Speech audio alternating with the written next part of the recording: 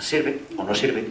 Y luego tenemos desde el punto de vista, pues imagínense, en el Estado español tenemos desde Ministerio de Cultura, competencias transferidas a las comunidades autónomas, dentro del ámbito universitario sigue siendo un tema de debate el patrimonio cultural, pero curiosamente no se va al concepto.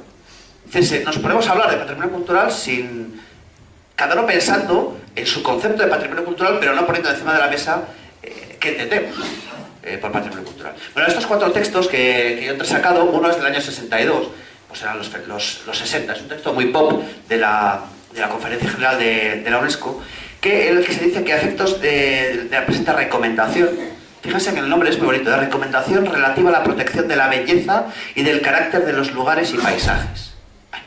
Entiende que tiene una parte que a mí me parece muy interesante y es el concebir el patrimonio cultural dentro de su contexto natural. Es un avance, insisto, muy pop, pero que se hace en los años 60.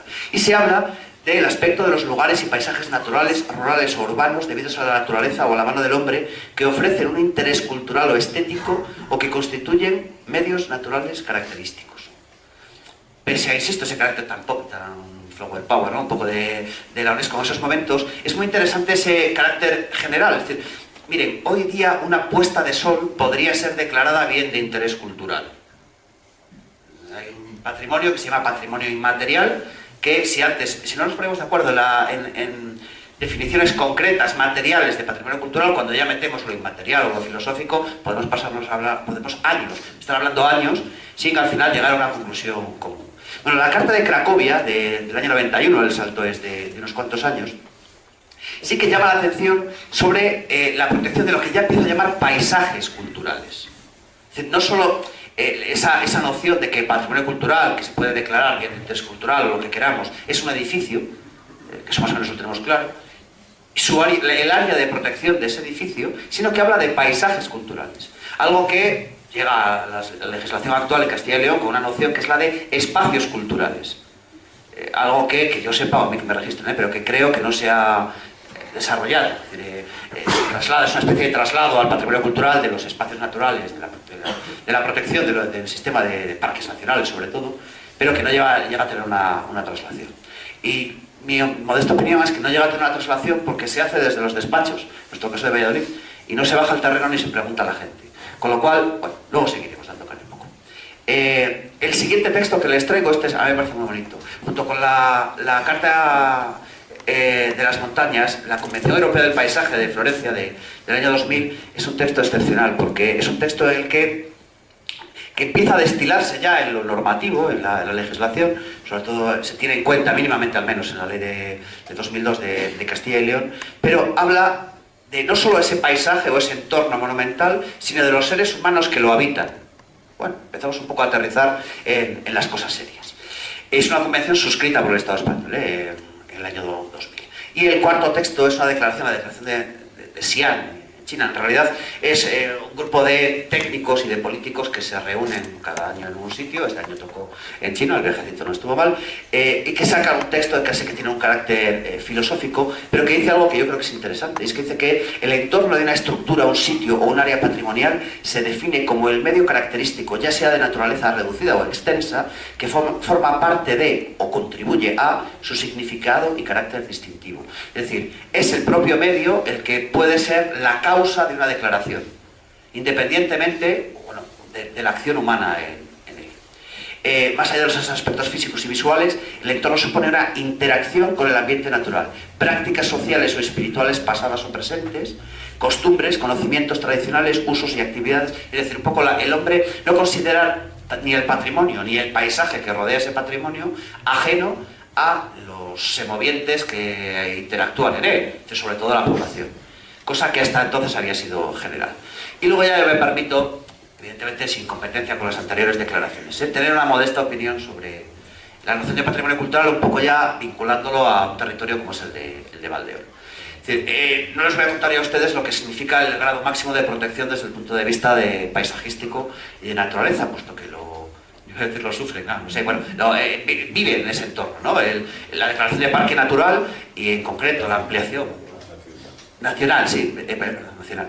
En concreto, la zona leonesa y cántabra como ampliación de ese parque creado, del primer parque nacional creado en el año 18, ¿no? Sí, en 1918, el de Covadonga, lo que supone es que en esta zona se puede, o sea, hay muchas traslaciones, ¿no? Significa la protección de ese ecosistema o de ese medio natural, y también se reglamentan y se delimitan las cosas que se pueden o no se pueden hacer, incluso cómo pueden o no pueden hacerse. Bueno, desde el punto de vista, insisto, particular, y primando sin duda esos valores naturales en esta zona, es decir, si alguien, no hablo solo de turismo, evidentemente también de turismo, pero si alguien viene a Valdeón es porque va a disfrutar de una naturaleza absolutamente privilegiada, va a disfrutar de una calidad de ambiente, incluso acústica, que no puedes disfrutar en la ciudad. Una pequeña como León no puedes, pues imagínense una como Madrid, mejor dicho, no se lo imaginen.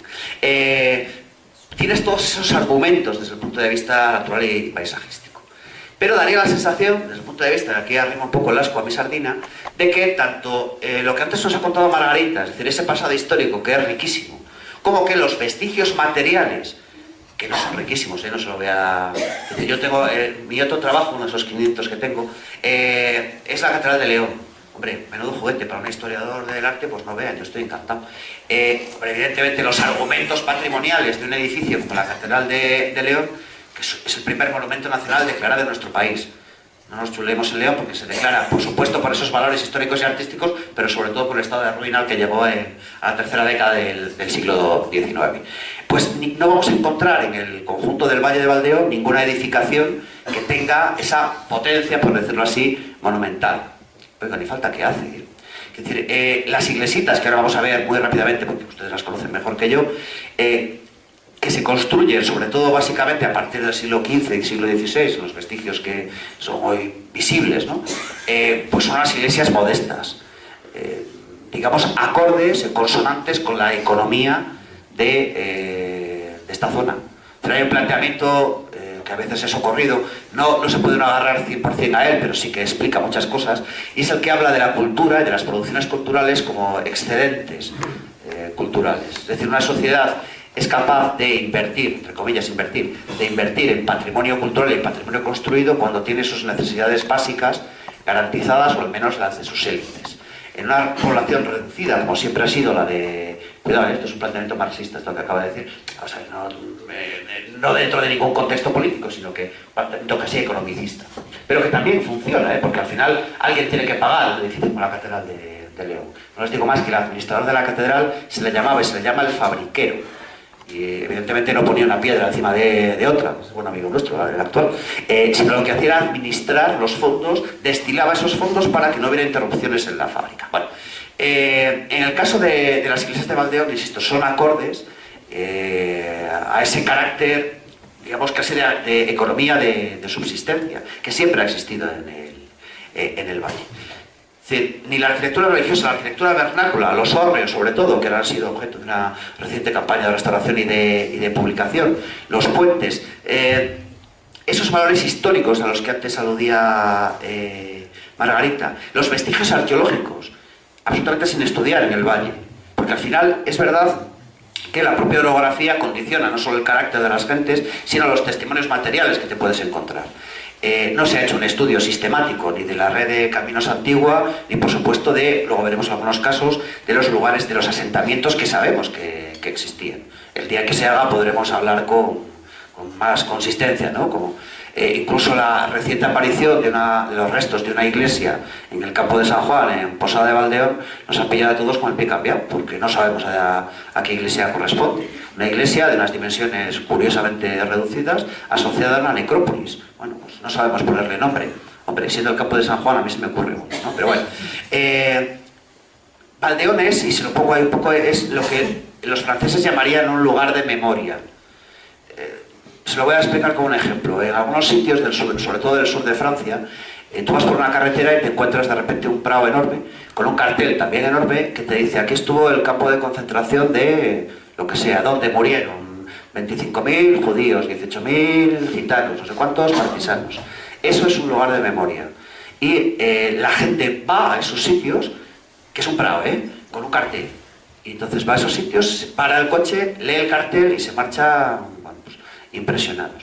es un ejemplo un poco, evidentemente, con las circunstancias históricas de Francia, los franceses marchan impresionados. Yo me marché impresionado de que aquello existiese, pero bueno,